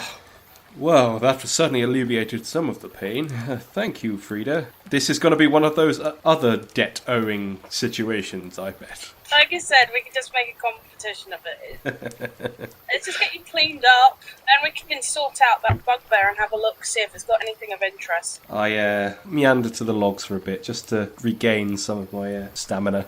I go and investigate the bugbear with my stars. What, just looting him? Yeah. He's wearing basic leather armor, which still seems to be in one piece. It is not exactly the most fashionable or the best protection, but you could probably sell it for a couple gold. He's got a light wooden shield, a morning star, which Alpheus found out hurts like a bia, and he's carrying 3 javelins. And finally, could you please roll, let's say, 1d10 first of all. Oh, nice. He's carrying 10 copper coins, he's got 1 silver coin, and he's got 1 gold coin. Meanwhile, Alpheus is talking to Snuffles at the campfire. Oh, Snuffles. The only thing that can take away this pain right now is to bite my own toenails. But this pain in my chest, I feel I won't be able to for quite some time. Alpheus is understandably sad about this, as the taste of his toenails takes him away from all of life's pains. Snuffles then looks up at the returning Frieda, causing Alpheus to notice her too. I see you've looted that creature of all of its stuff. Looks quite pleasant. Yeah, we can sell quite a few of these items for a little bit of money. Yeah, we'll sell this and then we'll divide up the money. Yes, anything to help us on our travels. I'm sure coinage will go a long way. And now you see popping out of the wagon to see that everything's alright, the little rat folk that have basically been hiding this whole time. He scuttles on over, he's like, "Wow, you guys took care of that quickly. I'm glad I agreed to let you guys come along." It isn't a problem, good sir. We're happy to be of service. Since we have this opportunity now, I realise I never actually asked for your name. Me? Oh, my name is, Tamok. That's with a Q. You'd be surprised how many people spell that wrong, you know. Wow, a lot of people spell Alpheus with an F, but at least you're doing fine then. Yes, you definitely earned your keep today. How about I get some dinner going, eh? We've got a nice fire going here, we can cook us up some meat, have ourselves a little celebration. Thank you. I just call over my lioness to see how she's doing and praise her for basically a good battle. Give her a scratch behind the ears and give her a little bit of jerky. She's purring in that deep, low tone that she does when she's happy. The one that causes minor earthquakes. The rest of the evening is fine. There are no more threats or attacks. It seems that if this bugbear was part of a tribe, he must have come out by himself. Even though you keep watch just in case, nothing else comes and you manage to get through the night fine. You carry on the next day, and again, the rest of the journey, in fact, is pretty peaceful. You eventually reach Blackport, where, again, you manage to find a ship, because it is a very busy trade route between Blackport and Bathmont. Your little friend Tamok puts in a good word for you with a local captain, telling him about just how quickly you beat the hell out of this bugbear that came after you all, and you get hired on to guard their ship as well. The tideless waters aren't really known for having a great deal of threats, but there have been known to be a few scum attacks in the area, so it's something to watch out for. Scum are a monstrous fish people, so they're happy to hire you on. Fortunately, the winds are favourable as they push you in the direction you're going, so you manage to make good time. Eventually, you do manage to reach Aldwater. You pretty much know when you're getting there, since you're heading towards the coast and towards the canal. And sitting between the coast and the canal is Bathmont, the great city of southern Aldwater. It is enormous. We made it!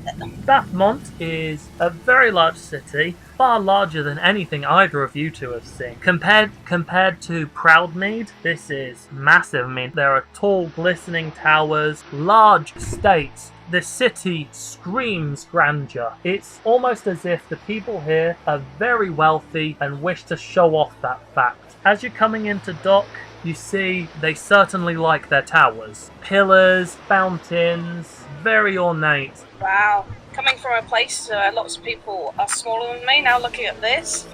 Yes, I mean, feels like would be a squirrel in a immense city. That's how small I feel. Snuffles perks his head when you mention that. I give Snuffles a little bit of a fuss. No squirrels, unfortunately, but maybe next time, Snuffles. There's strange people in a big place like this. We don't want to get in trouble with our animals. This place is very exotic. I mean, just looking at the different types of ships that you see in the docks, they're different designs from all over the world. Really is a metropolitan area, as ships and sailors from around the world seem to gather in this city.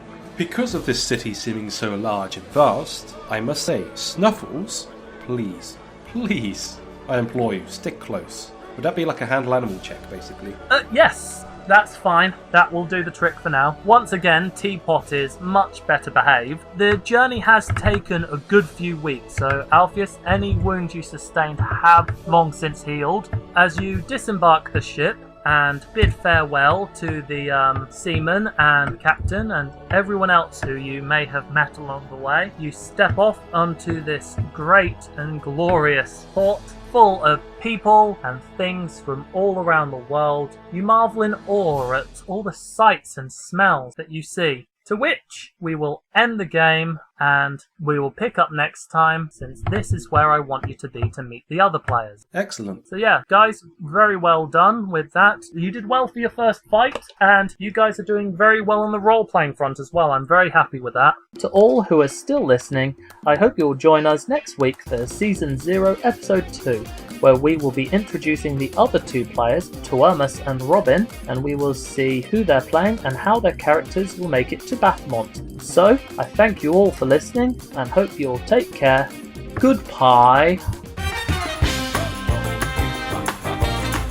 Hello there, it's Edgar here for some post-podcast credits, and by that I mean the musical credits. Why is it me? Because it's me that edits this whole thing. Yes, I badly edit it, but oh well, I do my best. So, in chronological order, we have Bing Bang Bong by Dave James and Keith Beauvais. That's the tune that both opens and closes the podcast. Then we have Jazz Funk, the tune that plays over Steve as he's introducing everyone and outroducing everyone, by Stefsax Awel. The introduction to the characters is The Pirate Bay by Sergey Gdanian. Then we have Village by Skittlegirlsound, Seeking Loot by Aaron Spencer, Devastation and Revenge by everyone's favourite Kevin McLeod. He'll pop up time and time again in everything, trust me. Running Away, which is when everyone's chasing Snuffles. Rallying the Defence by Kiilstofte and Machinimasound.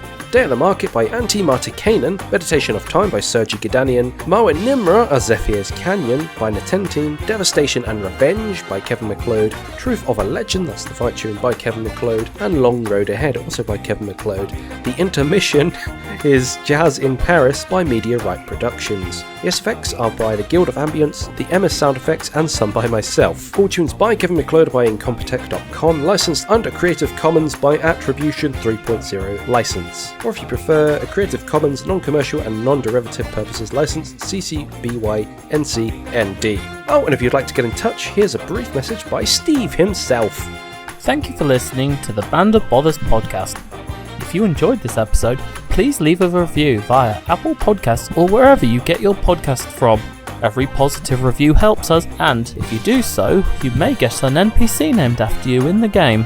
If you would like to message us about either Band of Bothers or Charisma Jack, please email us at bandofbotherspodcast@gmail.com. That's bandofbotherspodcast@gmail.com, all one word. You can also find us on Twitter, Facebook, Google+, and most other forms of social media under the name Band of Bothers or Band of Bothers Podcast. Links will be in the description for the episode. So, from me and the rest of the Band of Bothers cast, thank you for listening and take care. Alright, that's all from me. Next time we join 2 other players as they're introduced into a prologue world of fun. Goodbye.